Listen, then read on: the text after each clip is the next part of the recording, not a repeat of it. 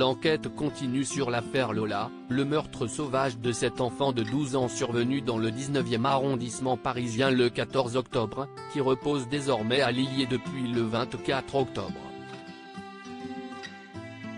Le Parisien revient sur la parole de la sœur de la présumée coupable, Damia B. 24 ans, surnommée Dina par certains de ses proches.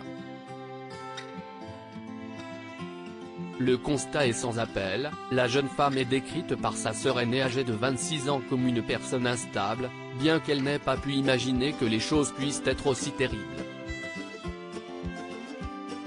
Mise hors de cause après avoir été arrêtée le soir du drame, Fria s'est exprimée auprès des enquêteurs.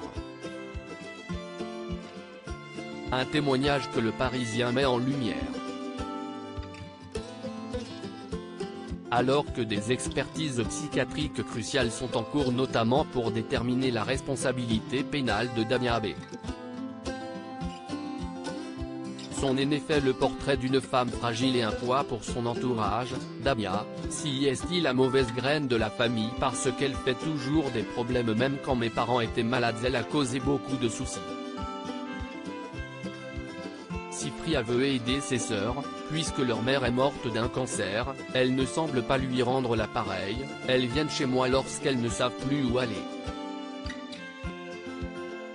Elles fument du shit. On dirait qu'elles n'ont pas de cerveau. Nuit d'horreur. Le déroulé de la nuit tragique par Fria glace le sang. Logeant souvent sa sœur, elle la retrouve en bas de l'appartement qu'elle sous-loue. Quand je suis descendu, je lui ai dit, si est quoi ce bordel? Il y avait 2 valises roses et noires et elle m'a dit de l'aider à descendre une caisse, relate Fria. Je lui ai dit qu'elle était parvenue à la descendre et que je n'allais pas l'aider à la monter. Comme elle a insisté, j'ai dit, il y a quoi là-dedans? Damia ne répondra pas, mais lance, viens on amène les valises derrière, ne t'inquiète pas, je suis ta sœur. Sa sœur pouvait-elle s'imaginer l'horrible scénario? J'ai crié, j'ai pleuré. Je me demandais s'il n'y avait pas des armes ou de la drogue dans la boîte, dit-elle devant les enquêteurs.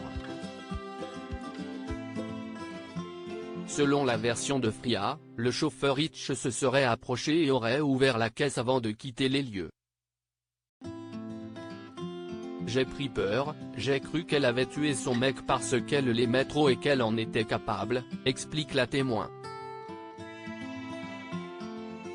Elle ajoute ne pas avoir pu imaginer que sa sœur puisse aller aussi loin que les faits qui seront ensuite décrits, je n'ai rien à voir avec cette affaire.